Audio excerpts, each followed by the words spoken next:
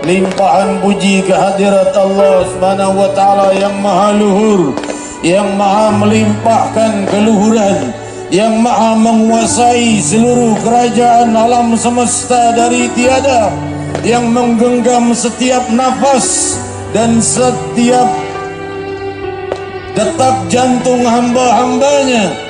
Maka dihamparkanlah permukaan bumi beserta apa yang ada pada diri kita berupa penglihatan, pendengaran, lisan, tangan, kaki, pemikiran, sesekali bukan untuk bermaksiat kepadanya, bukan untuk mencapai kemurkaannya, bukan untuk memuliakan hal yang dihinakannya, tetapi untuk memuliakan hal yang dimuliakan Allah. Di saat manapun, di waktu manapun, waktu adalah milik Allah, untuk Allah, kembali kepada Allah. Dan setiap detik dalam hidupmu akan dipertanyakan oleh Allah, dan pertanyaan itu pasti datang pada setiap yang hidup. Yauma yaqumun nasu li rabbil alamin. Dan datang saatnya kau diusung dengan jenazahmu, ditanamkan di dalam kubur. Tidak bisa lagi main petasan, tidak bisa lagi tiup trompet tahun baru. Di saat itu kau ditanya amal perbuatanmu.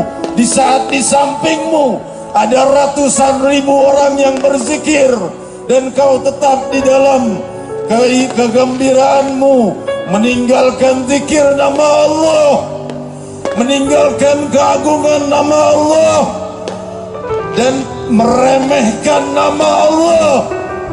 Seandainya engkau mengetahui nasib saudara-saudaramu yang berbuat seperti ini di dalam kuburnya, mereka masih melolong, menjerit untuk minta ampun kepada Allah atas perbuatan mereka, atas kelancangan mereka, mengangkat suara di atas gemuruh nama Allah, di atas nama hadis Nabi Muhammad sallallahu alaihi wasallam. Hadirin hadirat yang dimuliakan Allah, malam hari ini malam paling banyaknya maksiat umat Nabi Muhammad.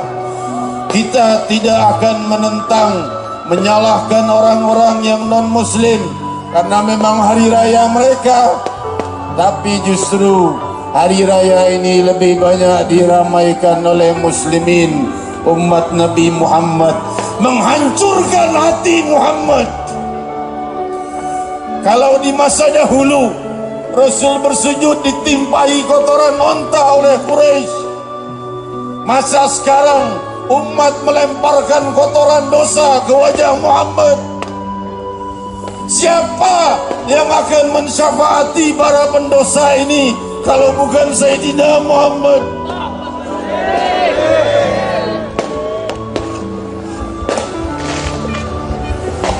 Siapa yang akan mensyafaati 16 panggung dengan joget, dangdutnya, maksiatnya, mabuknya, zinanya, dan segala perbuatannya? Siapa yang akan mensyafaati mereka selain Sayyidina Muhammad? Salahkah jika perkumpulan ini kita berkumpul untuk mengagungkan syiar Sayyidina Muhammad? Allahu Akbar, Allahu Akbar. Allah Maha Besar, lebih pantas diagungkan dari semua nama di permukaan langit dan bumi, lebih pantas digemuruhkan dari semua nama, dari semua perbuatan. Maka beradablah terhadap nama Allah ketika dinaungkan, ketika digaungkan. Ingat, sisa napasmu kau pasti akan menemui sakaratul maut, dan di saat itu kau akan tahu betapa agungnya bibir yang menyebut nama Allah, betapa hinanya yang meniup trompet tahun baru. Di saat kau berdiri di hadapan Rabbul Alamin, Allah akan mempertanyakan itu. Kau gunakan apa bibir yang kuberikan? Kaukah mencipta bibirmu sendiri, atau aku yang memberinya dari tiada? Kaukah yang mencipta tanganmu, atau aku yang menciptanya dari tiada? Kaulah yang membuat hal yang bermasalah di atas permukaan bumi yang milikku. Setiap butir tanah di bumi ini milikku. Dan semua akan menceritakan kejadian siapa yang menginjak mereka dalam dosa, siapa yang menginjak mereka dalam pahala. Mereka akan bersaksi. Hadirin hadirat, Allah Subhanahu wa taala berfirman, "Wa kullu man fis samawati wa man fil ard illa atir rahmani 'abda." Semua yang ada di langit dan bumi akan datang ke hadapan Allah yang Maha Ar-Rahman dengan sebagai hamba. Tidak lebih dari hamba. Kaya, miskin atau siapapun, tidak ada yang lebih dari hamba di hadapan Allah. Laqad ahsahum wa addahum adda. Aku sudah tahu jumlah mereka yang hidup di atas bumi dan langit. Wa kulluhum atihi yawmal qiyamati farda. Dan semua mereka akan datang ke hadapanku dengan sendiri-sendiri. Innal ladzina amanu wa 'amilus solihati sayaj'alu lahumur rahmanu wudda. Ini akhir surat Maryam. Sungguh mereka yang beriman dan beramal saleh, maka Allah akan menyiapkan bagi mereka cinta. Dari namanya Al-Wadud. Beriman dan beramal solehlah, bertobatlah dari segala hal-hal yang mungkar. Hiasi bibirmu dengan nama Allah, hiasi hatimu dengan nama Allah. Saya tidak bisa mensyarahkan hadis dan juga kitab Risalah Al-Jami'ah yang mesti kita baca tiap malam Selasa. Kitab yang mengajarkan tauhid, juga fikih, juga tasawuf. Diperintahkan guru mulia kita untuk diajarkan tiap malam Selasa. Yang mau ikut silakan hadir setiap malam Selasa di Masjid Raya Al-Munawwar Pancoran, Pasar Minggu, Jakarta Selatan. Kita akan mencerahkan syarah Bismillahirrahmanirrahim. Masih belum selesai, sudah 3 kali pertemuan.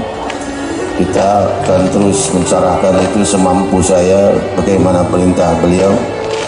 Dan di malam hari ini, waktu kita sempit, kita berzikir kepada Allah Subhanahu wa taala. Karena apa?